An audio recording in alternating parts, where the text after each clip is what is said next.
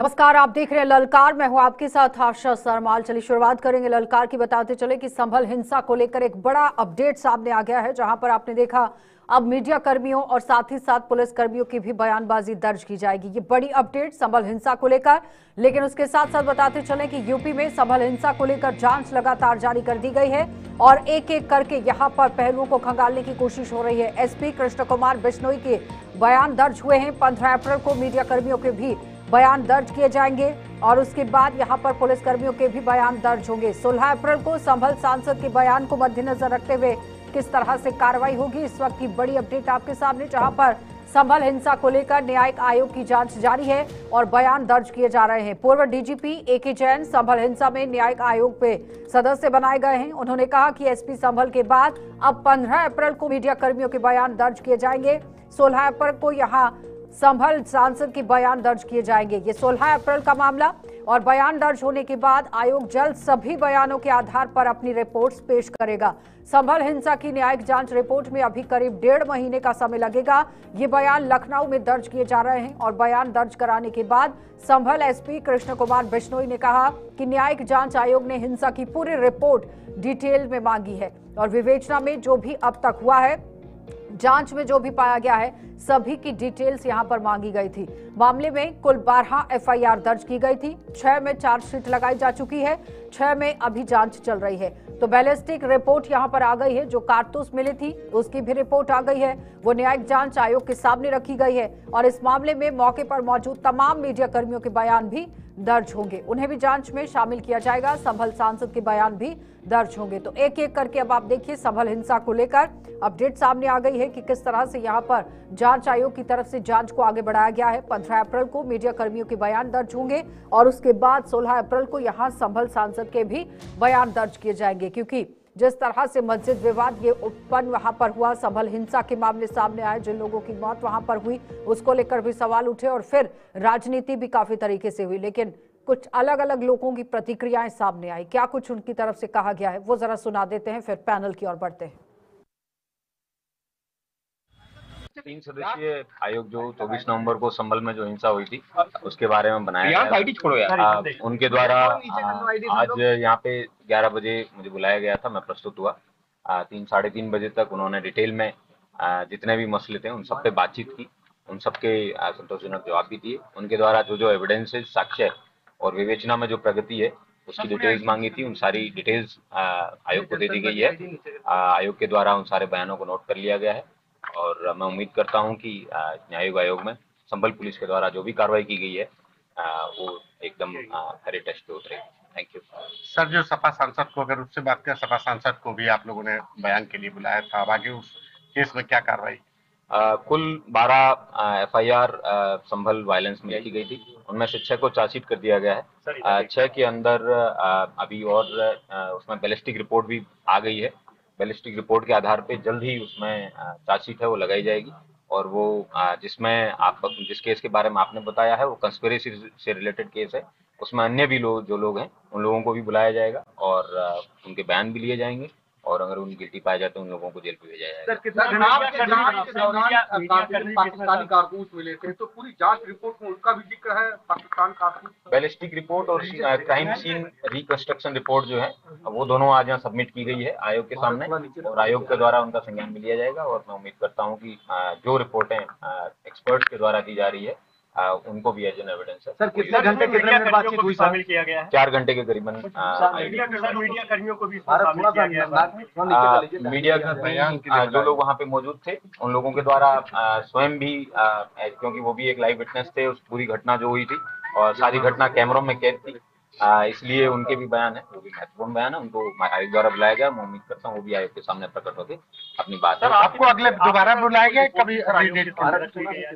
मेरे द्वारा जो 2 एफिडेविट है, एक एफिडेविट पूर्व में दिया गया था और सप्लीमेंट्री एफिडेविट है वो उसको आज जमा कराया गया है। ये कार्रवाई निरंतर जारी है।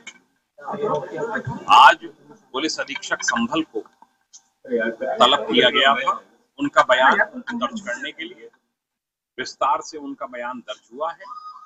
अब हमें जो सांसद संभल हैं और लोग हैं, मीडिया के लोग हैं, मीडिया के लोगों के लिए हमने 15 तारीख नियत किए हैं और 16 तारीख को माननीय सांसद और जो और लोग हैं उनको बुलाया है। उसके बाद सदर जो जामा मस्जिद के हैं मुरादाबाद जेल में निरुद्ध हैं उनका बयान दर्ज करेंगे और उसके बाद करीब करीब हमारी कार्रवाई जो है, जो फील्ड पे बयान लेने थे वो समाप्त हो गई है। रिपोर्ट जो है धीरे धीरे करके ग्रेजुअली पूरा लिखाई जाएगी। अभी महीना डेढ़ महीना लग सकता है।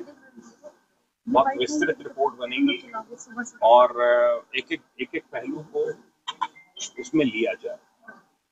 अभी किसी और को भी बयान के लिए अभी और भी लोग अभी आएंगे आ रहे हैं, आएंगे। मैंने बताया 15 को मीडिया के बयान है। आप लोग भी जितने यहाँ आए हैं किसी के पास भी अगर एडिटेड नहीं, अनएडिटेड जो वर्जन है उसका वो भी अगर आप उपलब्ध कराएं तो उससे आयोग को बड़ी मदद मिलेगी। चलिए, तो फिलहाल आप देखिए किस तरह से जांच आयोग ने जांच को आगे बढ़ा दिया है। अब एक एक करके यहाँ बयानबाजी दर्ज की जाएगी और उसके बाद इस पर कार्रवाई को तेज कर दिया जाएगा। लेकिन संभल हिंसा को लेकर लगातार सियासत भी जारी है। पैनल की ओर बढ़ जाते हैं। आलोक वत्स हैं हमारे साथ, प्रवक्ता हैं भारतीय जनता पार्टी से। बहुत बहुत स्वागत आलोक जी। संजय कृष्ण जी हैं हमारे साथ, राजनीतिक विश्लेषक हैं। आपका भी बहुत बहुत स्वागत जुड़ने के लिए। ये आवाज नहीं जा रही है शायद आलोक जी के पास। संजय कृष्ण जी, सीधा मैं आप ही के पास आऊंगी। सबसे पहले जिस तरह से संभल हिंसा की बार बार बातें हो रही थी, सवाल उठ रहे थे, आरोप पर प्रत्यारोप हुआ, सियासत भी शुरू हुई, लेकिन उस बीच में जांच आगे बढ़ती चली गई। अब बयानबाजी का दौर आ गया है। किस तरह से इसे देख रहे हैं, क्योंकि अब तो मीडिया कर्मियों की भी बयानबाजी होगी, पुलिस कर्मियों की भी बयानबाजी होगी। ये जांच की प्रक्रिया है।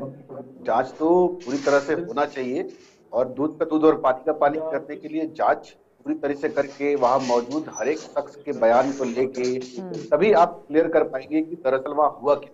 हम और आप तो वहां थे नहीं, ना ही वो जांच करने वाली कमेटी वहां थी। तो जो लोग वहां मौजूद थे उनके बयानों के आधार पे ही पूरी प्रक्रिया को संपूर्ण करके उसके हिसाब से चीज सामने आएगी। उस चीज के हिसाब से फिर इसमें किसपे डाउट जाता है कि कौन ये इसका मास्टरमाइंड हो सकता है। डॉक्टर राकेश प्रजापति हमारे साथ जुड़ गए हैं, प्रवक्ता समाजवादी पार्टी के। बहुत बहुत स्वागत राकेश जी जुड़ने के लिए। तो मैं ये कहता कि उसके बाद ही ये प्रक्रिया संपन्न होगी और जो दोषी है उसको बिल्कुल सजा मिलनी चाहिए। देखिए, संभल को लोग कई बारी मिसलीड कर जाते हैं, तो मुझे था पर नहीं।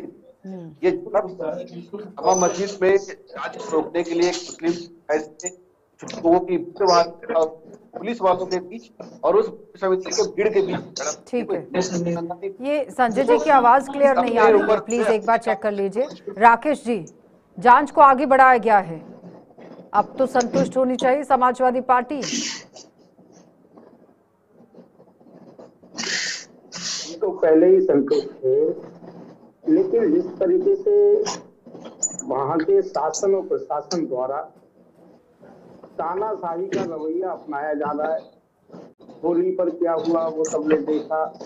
जिस तरीके के बयान वहां पर प्रशासनिक अधिकारियों के आ रहे हैं वो थोड़ा चिंता की विषय है।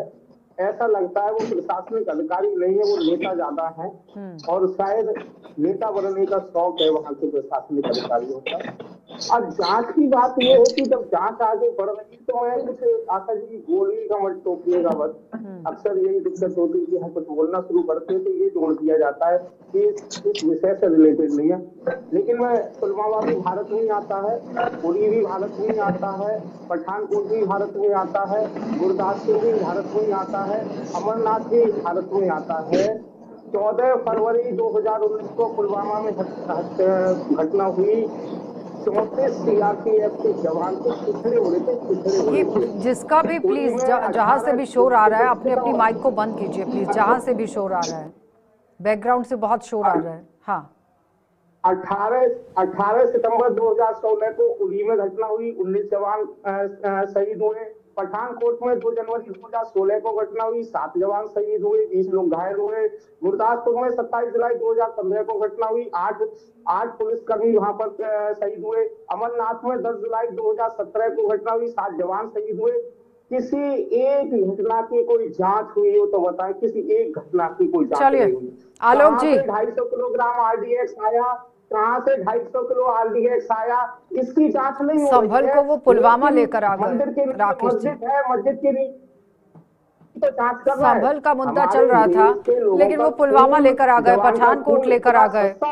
आलोक वत्स जवाब दीजिए, वो कह रहे हैं कि तानाशाही रवैया अपनाया जा रहा है और अभी तक जहां जहां पर घटनाएं हुई हैं कहां पर जांच हुई है? देखिए आशा जी, ये वो लोग बोल रहे हैं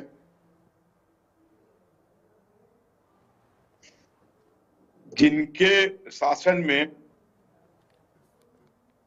जो तांडव माफियाओं का होता था, मुख्तार अंसारी, अतीक अहमद, आजम खान, ये कुछ प्रोमिनेंट नाम है। रात के अंधेरे में नहीं, दिन के उजाले में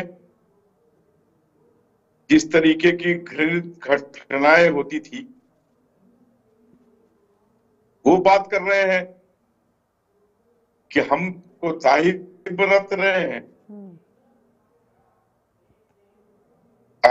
अगर वहां पे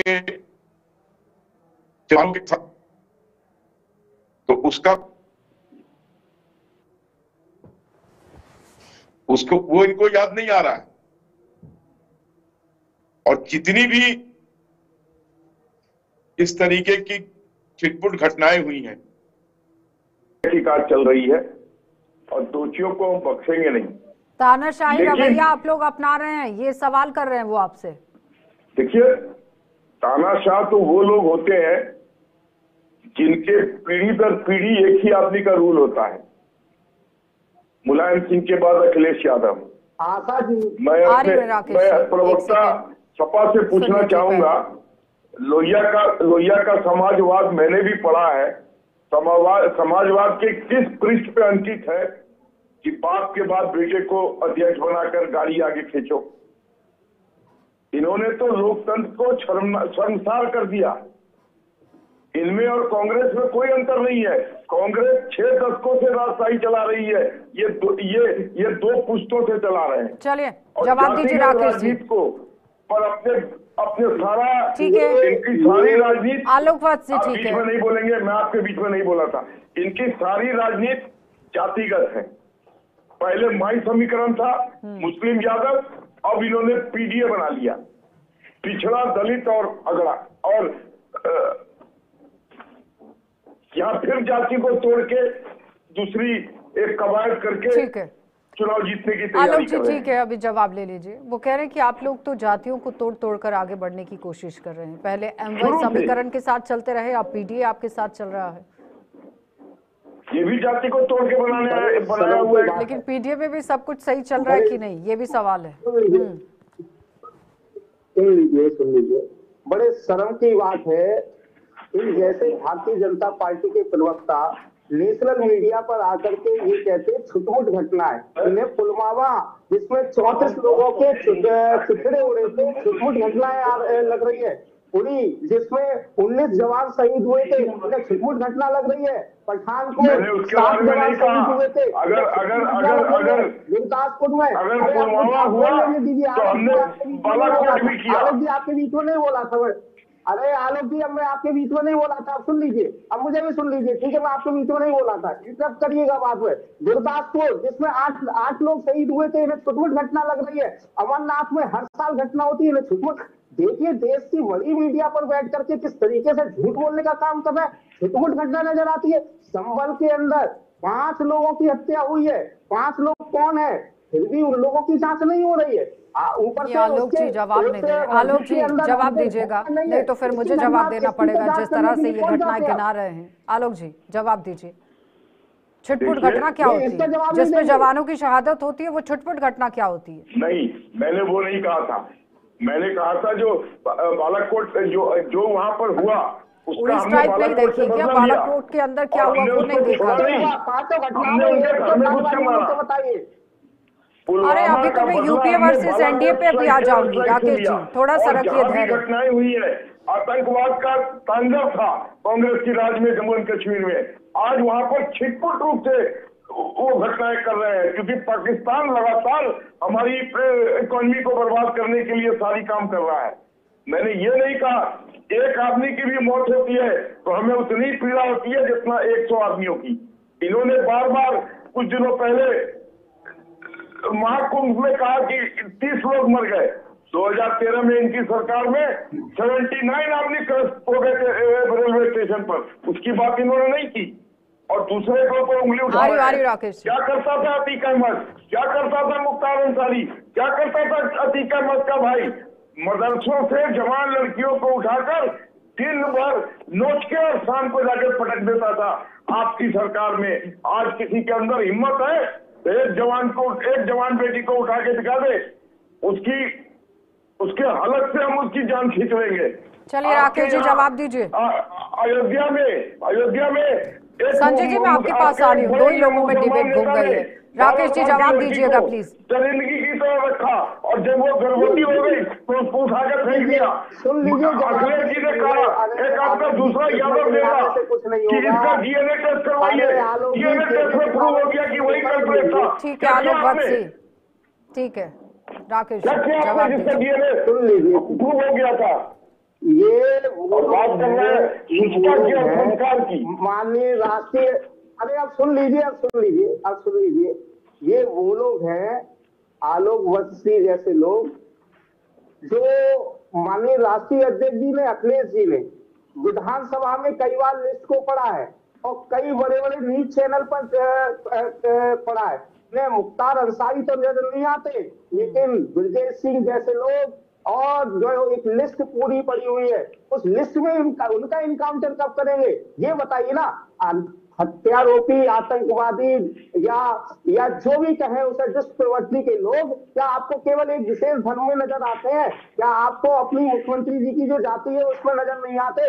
ब्रजेश सिंह पर मुकदमे कितने हैं, बहुत सारे लगातार है, वो सिंह उन सिंह वाली लिस्ट को भी एक बार पढ़ लीजिए। कृष्ण जी उस लिस्ट पर काम करेंगे, उस पर काम कभी नहीं करेंगे। क्यों? क्योंकि आपको है कि कब दंगे ज्यादा हुए हैं, कब कम हुए हैं।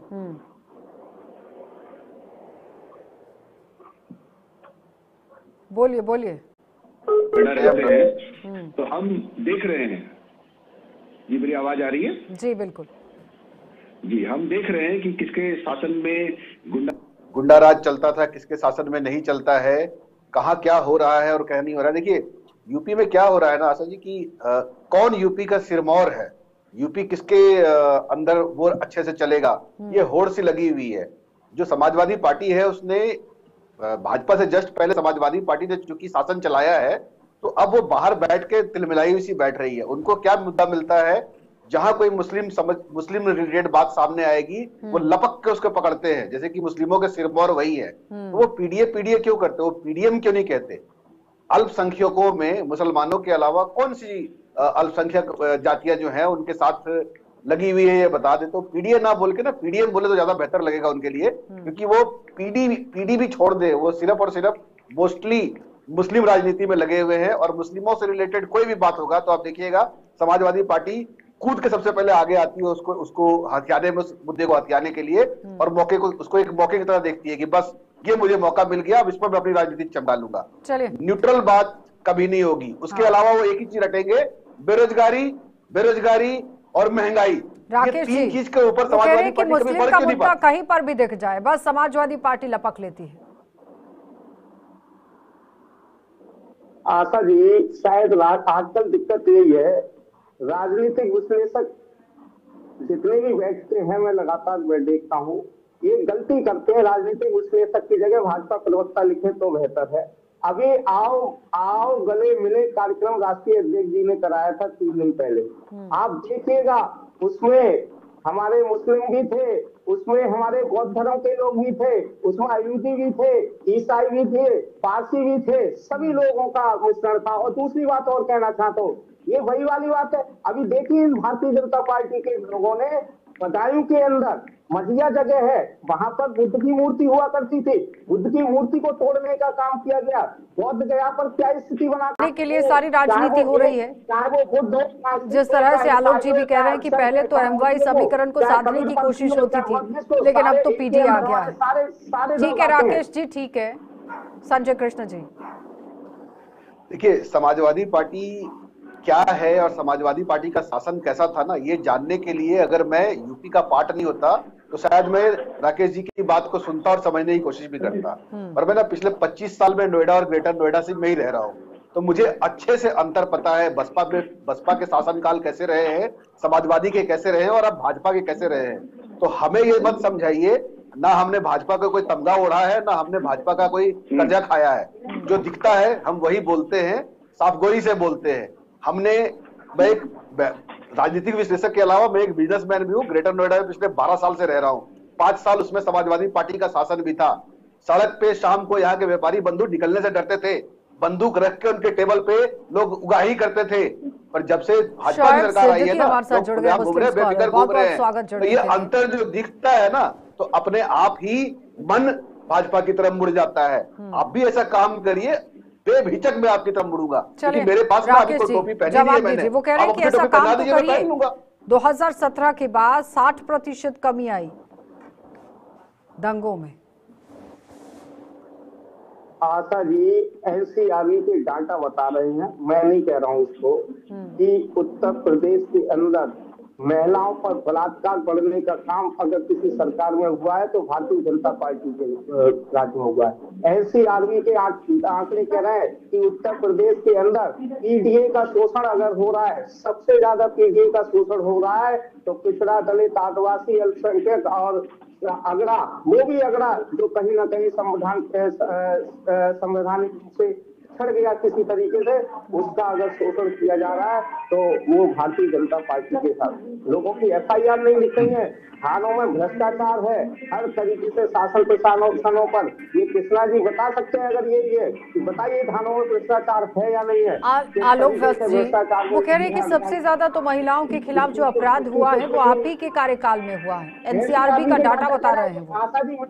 एनसीआरबी के डाटा कह रहे हैं, लेकिन इन्हें केवल मुस्लिम, अगर अपराधी मुस्लिम नजर आ जाए तो उसके घर बुलडोजर लेके पहुंच जाएंगे। ठीक है राकेश जी, अगर यादव नजर आ जाए तो जवाब दीजिए आलोक वत्स जी। पहुंच जाएंगे, लेकिन अपराधी अगर इनके हो गया राकेश जी, होंगे तो कोई फर्क नहीं पड़ता है। ठीक है, चलिए जवाब दीजिए आलोक वत्स जी। मुसलमान होते हैं, उनका भी इनकाउंटर योगी जी की राज में हुआ था। आलोक वत्स जी जवाब देने के लिए आपके पास आवाज आ रही है क्या मेरी? दीजिए जवाब, जवाब दीजिए। देखिए, ये बार बार सिर्फ मुसलमानों की बात करके मुसलमानों को बिरयानी खिला के ये आगे बढ़ने की कवायद करते हैं। अरे भाई, आप ये तो नोट कीजिए, क्रिमिनल की कोई जात नहीं होती, क्रिमिनल का कोई धर्म नहीं होता। क्रिमिनल को सिर्फ क्रिमिनल एक्टिविटी करना ही उसका धर्म है और वही उसकी जात है। कितने हिंदू क्रिमिनल मारे गए हैं, ये आप भूल गए। हमारे लिए क्रिमिनल है। क्रिमिनल हमारा कोई जात हम नहीं देखते क्रिमिनल में। और राकेश जी, जिस तरीके का वातावरण ये जो डाटा आपने पढ़ा एनसीआरबी का, साइकिल का झंडा लगा के स्कॉर्पियो और फॉर्च्यूनर में और बगल में सिक्सर लटका के आतंक का माहौल था एक चौराहे पे। जहाँ का एग्जाम्पल दे सकता हूँ, ग्रेटर नोएडा में तो जाने की बात कोई शाम के बाद सोच ही नहीं सकता था। आज 12 बजे रात में भी आप जाइए, मजा में कोई आपको छू जाए। शोएब सिद्दीकी जी के पास चलते हैं। ठीक है, हो गया आलोक। और हमने शोएब सिद्दीकी जी, संभल में हिंसा शुरू होगी, ये दावा किया गया कि अब जांच सही से की जाएगी, अब एक-एक करके जांच पड़ताल को आगे बढ़ाया गया। एक सेकेंड आलोक जी, आलोक जी एक सेकेंड। शोएब सिद्दीकी जी, बार बार ये कहा जा रहा है कि तानाशाही रवैया अपनाया गया, पर्टिकुलरली किसी एक का समुदाय को टारगेट करने की कोशिश की गई। देखिए आशा जी, ऐसा है, संभल का वाक्य जो था वो बहुत बड़ा वाक्य था। वो यूपी नहीं बल्कि पूरे हिंदुस्तान में उसको मंजराम पर रखा गया था। और आप देखिए उसका इतना दिक्कतों का सामना करना पड़ रहा था मुख्यमंत्री को भी, प्रधानमंत्री को भी, कि जो भी त्यौहार बीच में आए, चाहे होली आई हो, चाहे हमारे हिंदू भाइयों को नया साल आया हो, या अलविदा की नमाज आई हो या ईद आई हो, संभल का एक मामला टारगेट पे था। मुख्यमंत्री भी इस पे टारगेट पे रखे हुए थे कि वहाँ कोई इस तरह की हिंसा ना हो जाए। और कभी भी मुख्यमंत्री हमारे योगी आदित्यनाथ जी ने कभी समुदाय का नाम नहीं लिया और उन्होंने एक आम बात कही कि जो भी माहौल को बिगाड़ेगा उसको बख्शा नहीं जाएगा, चाहे किसी भी समुदाय का हो। लेकिन कुछ सस्ती शोहरत पाने के लिए लोग जो होते हैं कि मुसलमान को टारगेट कर लेते हैं। आप देखिए संभल का मामला जो है, जाहिर सी बात है वहाँ पे आप देखिए टारगेट पे शुरू चल रहा है, जो मस्जिद का मामला रहा शुरू में, फिर उसके बाद बड़ा बड़ा मामला आया और जांचें चल रही है। ये मुल्क संविधान से चलता है और मैं समझता हूँ संविधान जो है, हर इंसान को संविधान को मानना चाहिए, खासकर मुस्लिम। आप बताइए कौन संविधान को नहीं मानता है? दो चीजें आशा जी होती हैं कि मुल्क संविधान से चलता है और संविधान के बाद जो है शासनादेश होता है उससे चलता है, लेकिन अध्यादेश को मानना मैं समझता हूँ कि अच्छी बात नहीं है। वो किसी तो मतलब आप मानते हैं ना कि शरारती तत्व माहौल को खराब करने की कोशिश करते हैं, क्योंकि अगर हिस्ट्री को खंगालने की बात आ रही है तो फिर हिस्ट्री सिर्फ मस्जिद की नहीं खंगाली जानी चाहिए ना, हिस्ट्री फिर ये भी खंगाली जानी चाहिए कि पलायन क्यों हुआ, कितने हिंदू वहां पर मारे गए, उस वक्त हिंदुओं का आंकड़ा क्या था, आज क्या है। तो फिर ये पूरी डिटेल को खंगालना चाहिए कि नहीं? देखिए आशा जी, जैसे अक्सर लोग कहते हैं कि हिंदू की पॉपुलेशन कम हो रही है, मुसलमान की ज्यादा हो रही है, तो लोग असल में फौरन बैठ जाते हैं। जरा माजी में अगर आप जाइए, सन 47 में जब मुल्क आज़ाद हुआ था तो भी मेरे हिंदू भाइयों अक्सरियत हमसे ज्यादा थी और आज भी हमसे ज्यादा है। वो 80 करोड़ है, मैं 20 करोड़ हूँ बकौल गवर्नमेंट के डाटा के। मैं उनको राम कहता हूँ, मैं उनको लक्ष्मण कहता हूँ, वो मुझे लक्ष्मण कहते हैं।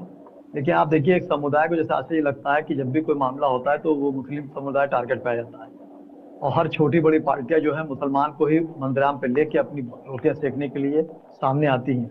लेकिन मेरी मुल्क के वजीर आजम से, मुख्यमंत्री से भी गुजारिश रहती है हमेशा हर मामले में कि निष्पक्ष जांच होनी चाहिए। और मुस्लिम समुदाय नहीं, कोई भी समुदाय का हो या कोई भी पार्टी का हो, अगर उसने संविधान के खिलाफ या कानून के खिलाफ कोई काम किया हो तो उसको बख्शा ना जाए। लेकिन होता क्या, आप देखिए ये राकेश जी को ले आइए जरा सामने प्लीज, उनको मुस्लिम स्कॉलर को सुनना जरूरी है और आम समुदाय क्योंकि वो को पूरी पैरवी कर रहे हैं कि हैं। मुस्लिम्स को टारगेट किया जा रहा है। राकेश जी आपने सुन लिया शौर्य सिद्दीकी जी क्या कह रहे हैं? वो कह रहे हैं कि बिल्कुल भी इस तरह से काम नहीं होना चाहिए। शरारती तत्व तो शरारती तत्व हैं, वो किसी धर्म या जाति समुदाय से नहीं होते हैं, तो ऐसे लोगों पर तो कार्रवाई लाजमी है। जी बिल्कुल, देखिए आशा जी, मैंने कहा ना, जो भी शरारती तत्व हैं, जो भी गुंडा लोग हैं, जो भी मवाली लोग हैं, जो भी कुछ भी कह लीजिए उन्हें, गैर सैद्धांतिक लोग हैं, संविधान को ना मानने लोग हैं, इन लोगों के खिलाफ कार्रवाई की जानी चाहिए। आज आशा जी एक करनी सेना जैसे जो भाजपा की टीम ही है दूसरी, उस भाजपा की टीम के एक लड़के द्वारा अखिलेश यादव जी को गोली मारने की धमकी दी गई है सीधे सीधे। बताइए क्या कार्रवाई करेगी भारतीय जनता पार्टी के पैनलिस्ट बैठे हुए, बैठे हुए, संजय कृष्ण जी बैठे हुए, तीनों लोगों को बताइए ये क्या कार्रवाई की जाएगी इस लड़के पर? वीडियो तो आपने भी देख ली होगी, नहीं देख ली हो मैं सुनवा दूंगा, बताइए मैं सुनवा दूं। एक मात्र 20-22 साल का लड़का गालियां, एक 20-22 साल का जवाब ले लीजिए ना राकेश जी, सीधे सीधे यादव को जवाब दीजिए को गाली। बताइए क्या क्या क्या कार्रवाई की जाएगी उस लड़के के खिलाफ? अखिलेश यादव जो देश के मुख्यमंत्री रहे हैं, अखिलेश यादव देश के मुख्यमंत्री,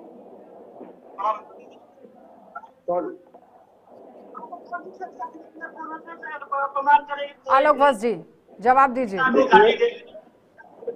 देखिए अगर किसी ने इस तरीके की हरकत की है तो हम उसके साथ नहीं है।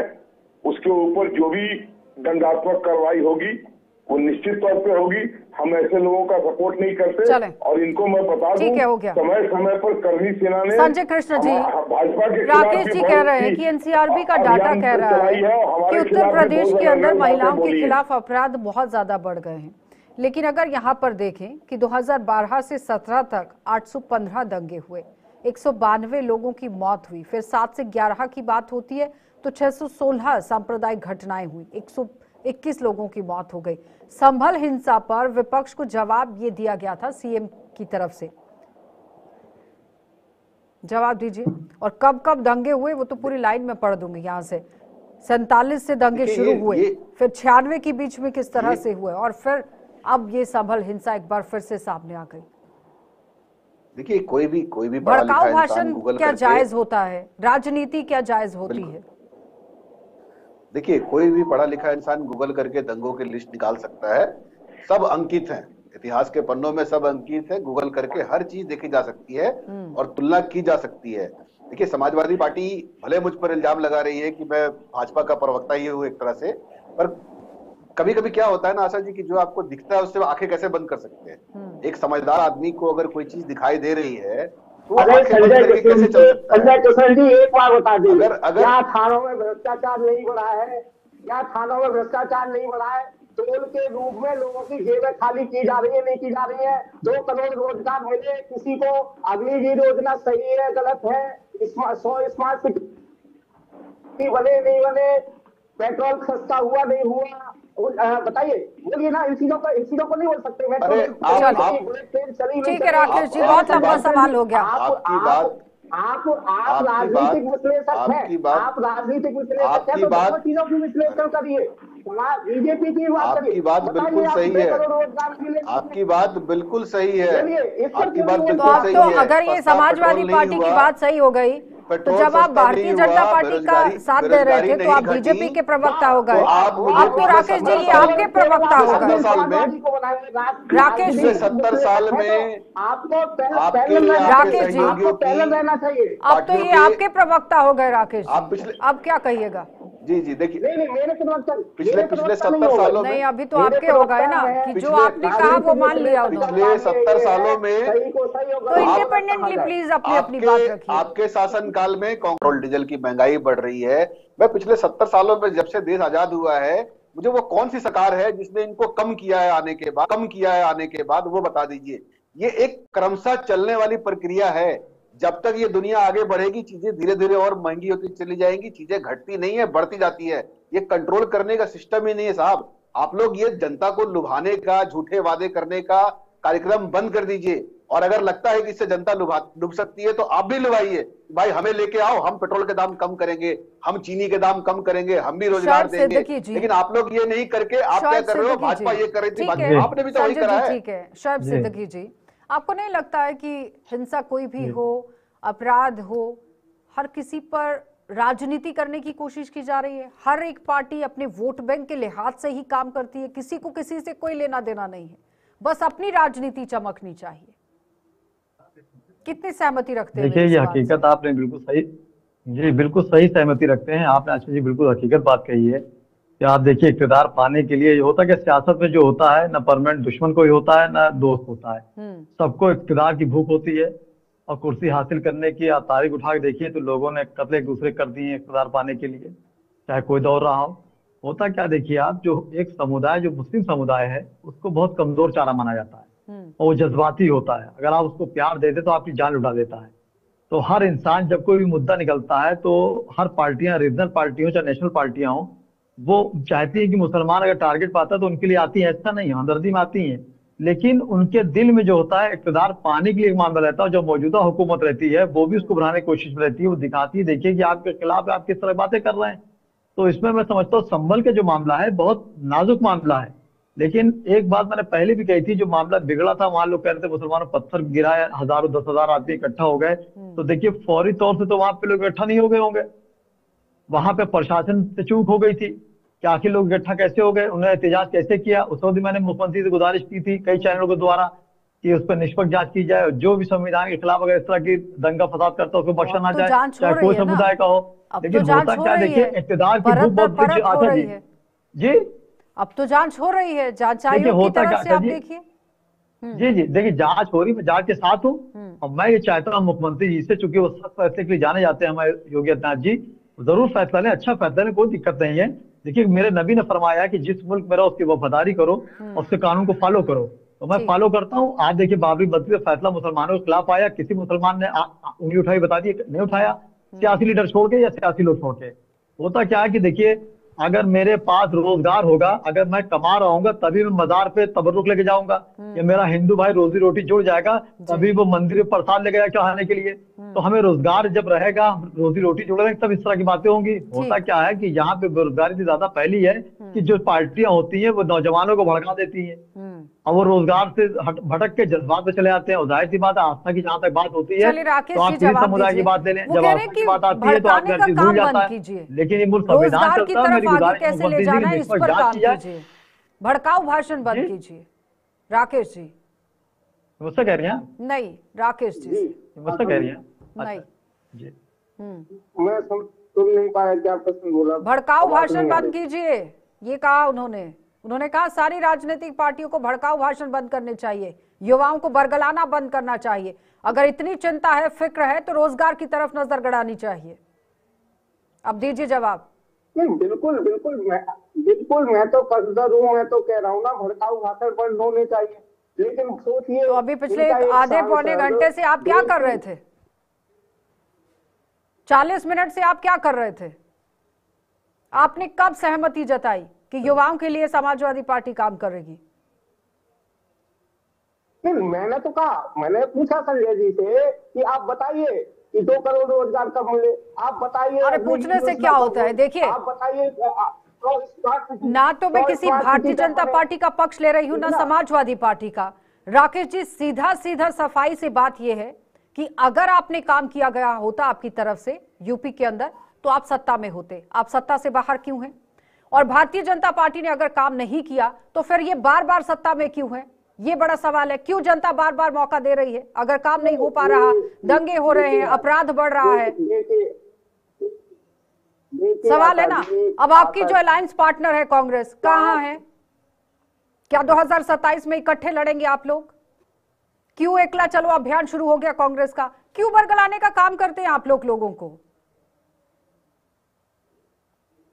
नहीं आशा जी, हमारी तरफ से कभी बरगलाने के बयान नहीं आते। इनके एक सांसद देश की संसद में खड़े होकर के, कृष्ण जी एक लास्ट कमेंट कीजिएगा प्लीज, क्योंकि किसी के साथ भी चर्चा करने के बाद कोई नतीजा नहीं निकलता है, सिर्फ और सिर्फ राजनीति है बस। जनता की फिक्र किसी को नहीं है। बार बार जनता क्यों बिठा रही है भारतीय जनता पार्टी को? कांग्रेस क्यों बाहर है? समाजवादी पार्टी क्यों बाहर है? चलिए संजय जी, बहुत बहुत धन्यवाद आपका भी जुड़ने के लिए। शोएब सिद्दीकी जी आपका भी, राकेश जी आपका भी, और आलोक वत्स जी आपका भी। तो फिलहाल आम जनता को बरगलाना बंद करना चाहिए राजनीतिक पार्टियों को सबसे पहले तो, क्योंकि वोट बैंक की राजनीति से परे हटकर मुद्दों पर राजनीति की जानी चाहिए कि जो दावा और वादा आपने आम लोगों से किया है, जमीनी हकीकत उसमें क्या है, उत्तर प्रदेश के अंदर किस तरह से इस वक्त विकास की राह आगे बढ़ रही है, इस पर नजर गड़ाने की जरूरत है। क्योंकि अगर जनता बार बार मौका दे रही है तो फिर सरकार ने काम किया होगा। ये विपक्षी पार्टियों को भी ध्यान में रखने की जरूरत है। आप देखते रहिए कार्यक्रम।